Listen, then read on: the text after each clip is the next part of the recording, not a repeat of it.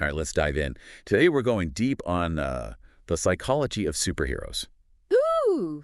specifically Batman and Spider-Man. Okay. Yeah. We're going to be using comics and movies as a jumping off point, Mm. but we're going way deeper than just like plot summaries and origin stories and all that stuff. Using a lot of research and articles that get into some pretty deep psychological and cultural stuff. It's amazing how these characters can reflect so much about ourselves and society. You know, I've always been so fascinated by how Batman and Spider-Man Yeah. are both heroes, obviously, but like on totally opposite ends of the spectrum. Right. Like light versus dark, vengeance versus forgiveness. Mhm. So where do we even begin to unpack all of that? Well, I think a great place to start would be with Batman. Okay. You know, he's such a complex figure. On the surface, it's easy to be like, oh, he's just this dark and brooding vigilante. Right. But when you look deeper, he's really like this walking embodiment of unhealed trauma. Yeah. I mean, obviously, there's the whole origin story, the murder of his parents. Right. Like, that's Superhero 101. Yeah. But it's not just a sad backstory. Exactly. It's like the core of everything he becomes. It's like the root of his entire persona. It's not just that he experienced this trauma, Right. but that he never really dealt with it in a healthy way. Mhm. And you can see practically check off the boxes for PTSD. Yeah. The flashbacks, nightmares, hypervigilance. Oh, wow. And he channels all of that into this almost obsessive need to control crime in Gotham. So it's not just about catching bad guys. Right. It's like he's trying to control this chaos that took his parents from him. Yeah. Trying to impose order on a world that just feels fundamentally unsafe to him. And this is where the idea of the shadow self comes into play. Okay. You know, this is that Jungian concept, you know, that everyone has this dark side, a part of themselves that they repress.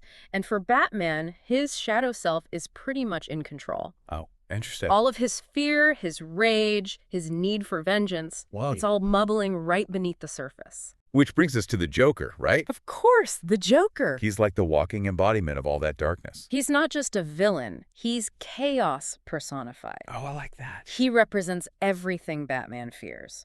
Loss of control, descent into madness. It's like this constant push and pull between order and chaos. Exactly. They almost need each other in this weird, twisted way. They absolutely do, because without the Joker, Yeah. would Batman even have a reason to be Batman? He'd just be Bruce Wayne. Right, just a billionaire with issues. Exactly. Okay, so Batman is all about trauma, shadow self, battling chaos. Yeah. What about Spider-Man? He seems so different. Oh, yeah. Completely different. Night and day. Almost the opposite in a lot of ways. Totally. So how do we make sense of that? Well, and that's what makes this comparison so fascinating. Right. Because if Batman represents the darkness, Spider-Man represents the light. Okay. Classic hero's journey. Ordinary person gets extraordinary powers and chooses to use them for good. Yeah, and it's not just that he wants to do good. There's this real sense of innocence, this purity about him. Right. Even when he faces tragedy, loses people he loves, Yeah. there's still this underlying optimism. It's the key difference, you know? Forgiveness.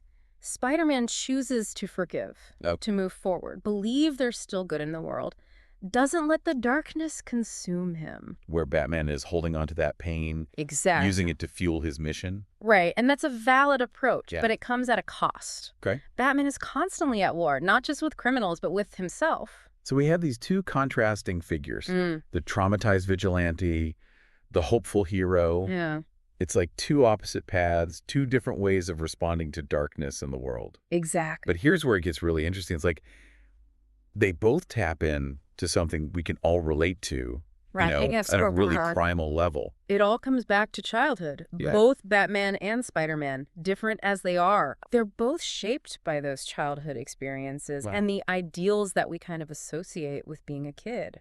It's like Batman is driven by this like wounded inner child. Yeah. You know, all that fear and pain from losing his parents so young. Right. And Spider-Man, he's like the embodiment of childlike idealism, Totally. hope, that belief that you can make a real difference. It's amazing how even these like larger than life characters, Right. they're still shaped by things that we can all connect with. It is, and it's part of what makes these archetypes so powerful. Gives us a way to explore these complex Right. themes, universal struggles through these characters. Yeah. What about you? Have you ever felt more drawn to one of these characters over the other? You know, I think I've gone through phases Oh, yeah. As a kid, I was all about Spider-Man, Makes sense. the underdog, the relatable one. Right. But as I got older, I started to appreciate Batman more. All that complexity. Yeah, the inner turmoil. Yeah. And that actually highlights another important point from the research. Okay, what's that? These archetypes, they aren't static. What do you mean? They can evolve as we evolve.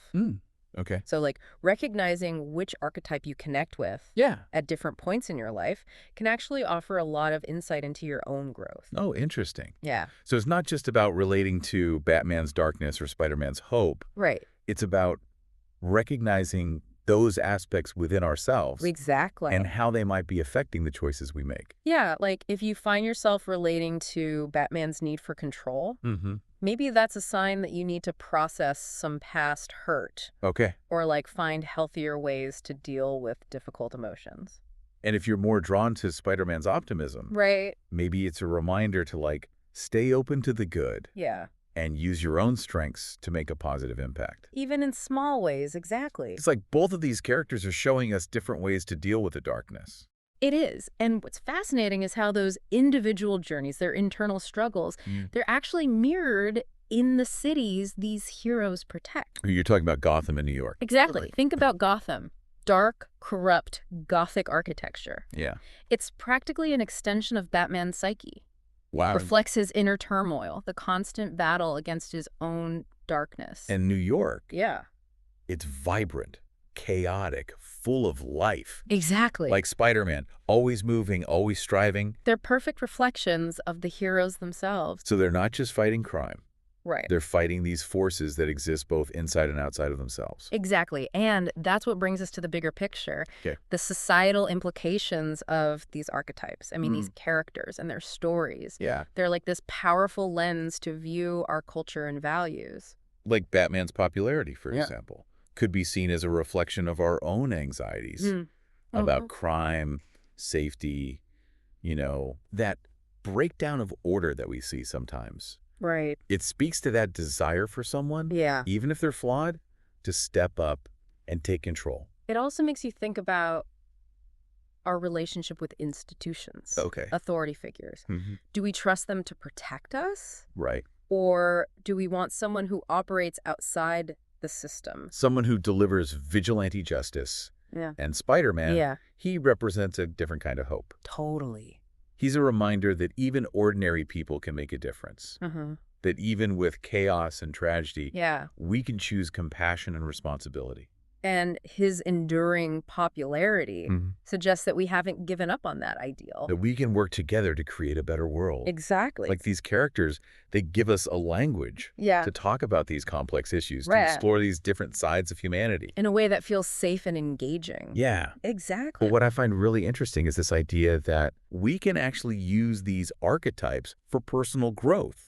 It's not just about understanding why we connect with these characters, but how we can use that to actually grow and change. Yeah, it's like writing our own hero stories in a way. Exactly. Taking the best of what resonates with us, like Batman's protectiveness or Spider-Man's heart, and blending that into our own unique approach to life. It's like taking those archetypes as a starting point, but then going beyond them. Yeah, creating something new. Exactly. It's like we're not just defined by these molds anymore. Right. We're using them to build something totally different.